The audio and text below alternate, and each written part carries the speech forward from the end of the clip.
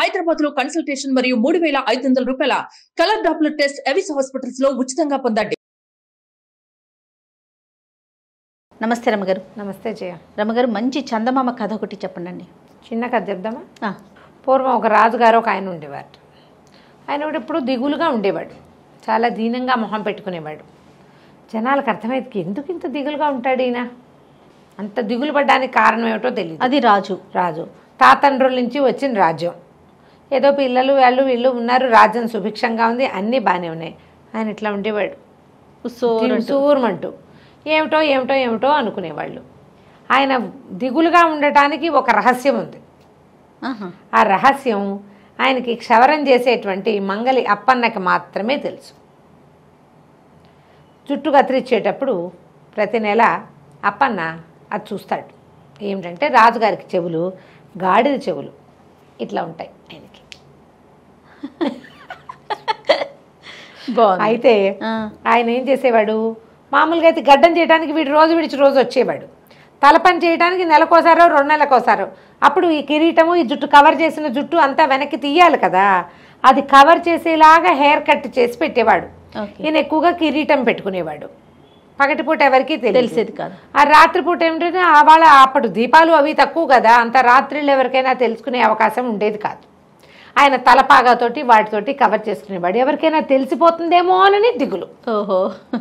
అయితే ఇలా కొద్ది రోజులు చాలా కాలం గడిచాక ఆయనకి ఏమనిపించిందంటే, ఎవరికి తెలుస్తుంది, ఊరికే నేను ఎందుకు దిగులు పడుతున్నాను, అక్కడి నుంచి వీళ్ళు ఈ పురోహితులు తర్వాత మంత్రులు, మీ దిగులుకి కారణం ఏమిటి, మీరు ఇలా మనసు బయట ఇదవటానికి ఏమిటి, ఎప్పుడు దిగులుగా ఎందుకుంటారు, మీ దిగులు ఏదో మాకు చెప్పండి అని అడుగుతూ ఉంటే, చెప్పండి చెప్పండి అంటే వీడెవరికైనా చెప్తాడేమో అని ఒకరోజు ఏం చేశారు, వాడు జుట్టు కత్తిరించడానికి వచ్చినప్పుడు, అరే మా అప్పన్న, నా చెవులు గాడి చెవులు అని ఎవరికీ తెలీదు, ఎవరికైనా తెలిసింది అంటే అది నీకు, నువ్వు నీ వల్ల నీకే తెలుసు, నువ్వు నీ వల్లే బయటికి తెలియాలి, కాబట్టి ఎవరికైనా చెప్పేవో జాగ్రత్త, చంపేస్తాను అన్నాడు.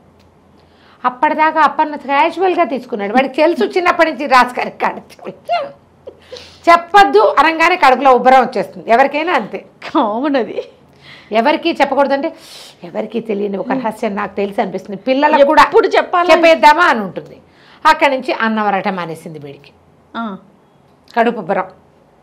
అక్కడి నుంచి వాళ్ళ ఆవిడే రోజు తినేదే తిన్నావు, ఎందుకు ఏమిటి నువ్వు ఎందుకున్నావు ఇట్లా, ఆ మొహం అట్లా పెట్టుకుంటావేమిటి ఆవదాగినట్టు, ఎందుకు అట్లా ఉన్నావు ఎందుకు అట్లా ఉన్నావని ఓహో నిలదీసింది అడిగింది. అసలు ఏమైనా ఉందా విషయం, ఏదైనా దాస్తున్నావా మనసులో పెట్టుకుని, నాకు చెప్పు, నేను ఎవరికి చెప్పను. సరే ఇక అన్నం అరగటల్లా వీడు రాజుగారు బాగానే ఉన్నారు ధైర్యంగా, ఎందుకంటే అప్పిగాడిని బెదిరించా, వాడు ఎవరికి చెప్పడు అని ఈయన కొంచెం యాక్టివ్గా కనపడటం మొదలెట్టాడు. జనమంతా అబ్బా పర్వాలే రాజుగారు బాగున్నారు అనుకున్నారు. రాజుగారి నీరసం అంతా అప్పిగాడికి వచ్చింది. వీడేం చేశాడు, ఒక వారం చూశాక డాక్టర్ దగ్గరికి పోయారు. పోయేసరికల్లా డాక్టర్ అన్నాడు, ఏమిటి నాడైతే బాగానే ఉంది, నువ్వు తింటున్నవేవో మీ ఆవిడ లిస్టు చెప్తోంది, అవి అరక్కపోవటం అంటూ లేదు, నువ్వు తినే తిండి ఎంత, నువ్వు చేసే పని ఏమిటి, ఏదైనా రహస్యాన్ని తెలుసుకున్నావా, దాన్ని దాచిపెట్టావా, గుర్తించాడు అని అడిగాడు డాక్టర్. నీ మనసులో ఉంది, నీ సమస్య పొట్టలో లేదు, మనసులో ఉంది, రహస్యం అంటూ ఉంటే ఓ పని చెయ్యి, ఎవరో ఒకళ్ళకి చెప్పేసి ఈ బాధ తీరిపోతుంది. అంటే ఎవరికి చెప్తానండి, ఎవరికైనా చెప్తే తలకాయ పోతుందండి అన్నాడు.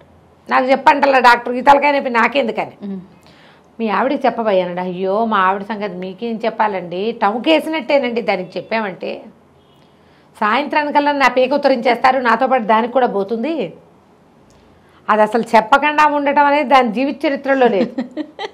మా ఆయనకి కడుపుబ్బరమని ఇప్పటికి 1,00,000 మందికి చెప్పింది, కుదరదండి అన్నాడు. ఎవరో ఒకళ్ళకి చెప్పాలిరా నాయన, నీ జబ్బు ఇంకోలా తగ్గదు, చెప్పి తీరాల్సిందే, అంతే నీ సంగతి. సరే వీడు 10 రోజులు తిరిగాడు, ఇటు అయిపోయాడు. ఇంకా అన్నం సాయించట్లా, సాయించిన అన్నం అరగటల్లా, నిద్ర పట్టదు, చెప్పకూడదు, ఏ నిద్రలోనో వాగేస్తానేమో నేను భయం, పెళ్ళాం వినేస్తుందని టెన్షన్, అందుకని అది నిద్రపోయేదాకా వీడు పడుకునేవాడు కాదు. ఇంకా నీరసం రాదు, ఓపిక లేని వాడికి నిద్రే ఆహారం. అవును, ఆ నిద్రపోకపోతే వాడికి మందు పనిచేయదు ఇంకా. సరే ఏం చేశాడు, రాజుగారికి పనిచేసి తిరిగి వస్తుంటే కొంచెం ఈ చల్లగాలి పోసుకుందామని వచ్చే దారిని కాకుండా అడవి దారి వైపుకి వెళ్ళాడు. వెళ్తే అడవి దారిలో ఒక పెద్ద బ్రహ్మాండమైన పుట్ట ఒకటి ఉంది. పాములు లేవు, చీమలు పెట్టిన పుట్టే బోలుగా కనపడుతోంది. సరే ఏమనుకున్నాడు, ఎవరో ఒకరికి చెప్పేయాలంతే. చక్కచక్క వెళ్ళి ఆ పుట్ట దగ్గర చప్పట్లు తట్టి చూశాడు, దాని నేలను తన్ని చూశాడు. ఏమీ పాములు లేవు, అన్ని వ్యాఖ్యాలికి పోయినాయి. పాములు ఉండాలి, చీమలు పెట్టిన పుట్టలో పాములు ఉంటాయి, చీమలు లేవు, పాములు లేవు. ఆ పుట్టలో ఇట్లా మోహం పెట్టాడు పెద్దది, అది ఇట్లా హోల్సల్లే ఉంటుంది కదా, పెట్టి రాజుగారి గాడి చెవులో, రాజుగారి గాడి చెవులో హోయ్ ఓహోయ్ ఓహోయ్ అని 5-6 సార్లు చెప్పేసి అమ్మయ్య అని ఒక పెద్ద తేనిపొచ్చి ప్రశాంతంగా అయిపోయాడు, వెళ్ళిపోయాడు. బాగుపడ్డా? వాడికి ఏం అవ్వాల, ఇంకా బాగానే చెప్పేశాడు కదా పుట్టలో. అయిపోయింది. సంవత్సరంన్నర గడిచింది, 2 ఏళ్ళు కూడా గడిచాయి. రాజుగారు కులాసాగానే ఉన్నాడు, అప్పలకొండ కులాసాగానే ఉన్నారు. బాగుంది. అయితే ఏమైంది, తర్వాత సంవత్సరం మరుసటి సంవత్సరం బ్రహ్మాండమైన వానపడి, బాగా వానలు విపరీతంగా పడి ఈ మహావాల్మీకంలాగా ఉండే పుట్ట సాగపడికి పైగా కరిగిపోయి, ఆ పుట్టలోంచి దాని లోపల అడుగున ఎక్కడో ఉన్న వెదురు మొలక మొలిచి పెద్ద వెదురు చెట్టు అయింది. అది వెదుళ్ళ దగ్గరే పుట్టొచ్చింది, ఆ పెద్ద మొక్క చచ్చిపోయింది. ఈ వర్షం బాగా పడి పుట్టనానిపోయి ఆ లోపల ఉన్న మొలక పెద్దదైపోయింది. వెదుళ్ళు సడన్గా వస్తాయిట, పెద్ద పెద్ద పెద్ద పొదగా అయింది. తర్వాత 2 ఏళ్ళు 3 ఏళ్ళకి రాజుగారు పెద్ద సభాభవనం ఒకటి కట్టించారు. అందులో సంగీత కచేరీలకి వారా వీర చాలామంది పిలిచారు. పై ఊళ్ళ నుంచి కూడా ఎంతమందో వచ్చారు వాద్య కచేరీలకి. అక్కడలో ఒక సంగీత విద్వాంసుడు ఒక మంచి వేణునాదం వచ్చు ఆయనకి. ఆ వేణువు కోసం వెతుక్కుంటూ కొత్త వెదురు కావాలని అడవిలోకి వెళ్ళి ఈ పుట్ట మీద ఉన్నటువంటి వెదురులోంచి 2 మంచి సలీసుగా ఉన్నటువంటి సన్నటివి బాగున్నవి తెచ్చుకున్నాడు. కాకపోతే తొలిగా రాజుగారి దగ్గరే వాయించాలనుకున్నాడు. ఆ వెదురు ఇంత పొడుగు వస్తుందా, దానికి హోల్స్ కొట్టాడు. మూసి చూస్తే గాలి ఇటు నుంచి అటు వెళ్తోంది, బాగుంది. అదే కదా మనకు కావాలి. సరే వెళ్ళాడు. వెళ్ళిన తర్వాత అందరూ తలా ఒక కచేరీ చేశారు. ఈయన కూడా మృదంగ విద్వాంని, వైలిన్ విద్వాంసుడిని, వెనకాల తంబురా వాళ్ళని, టింగ్ టింగ్ అని తాళం కొట్టే వాళ్ళందరినీ కూర్చోబెట్టుకుని పువ్వు అని ఊద్దాం అనుకున్నాడు. ఊదేసరికి రాజుగారి చెవులు గాడి చెవులు అని వచ్చింది అందులో నుంచి.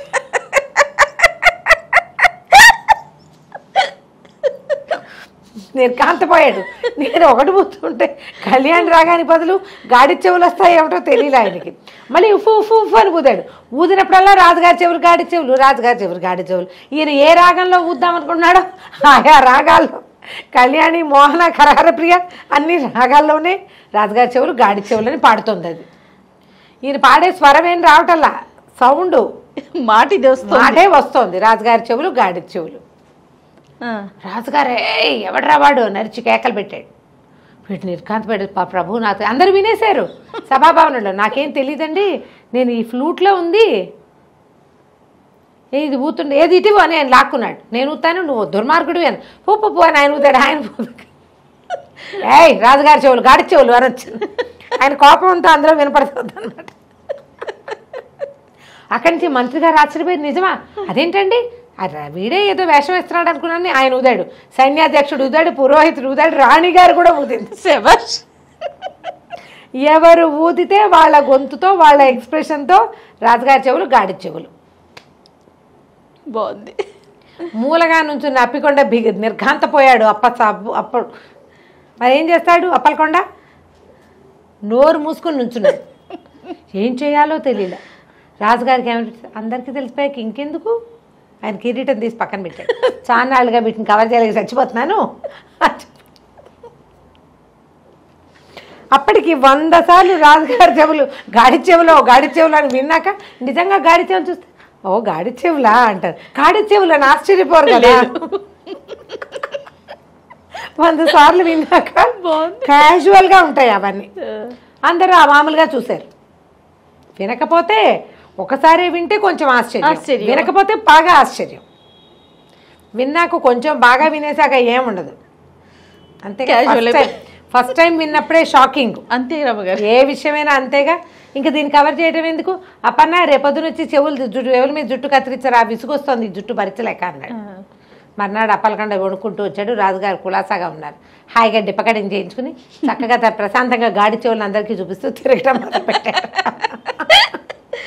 అసలు అప్పన్న తనకపోతే ఇష్యూడే లేదు. భయపెట్టకపోతే వాడు ఊరుకునేవాడు. అతను క్యాజువల్ గా తీసుకున్నాడు. రాజుగారు అందరి చెవులు ఇలాగే ఉంటాయి. రాజుగారు అంటే ఆ మాత్రం చెవులు ఉండాలనుకునేవాడు పాపం. బెదిరిచ్చేసరికి వచ్చిందనమాట కథ కంచికి మనం ఇంటికి. చాలా బాగుంది రమ్మగారు. నమస్తే.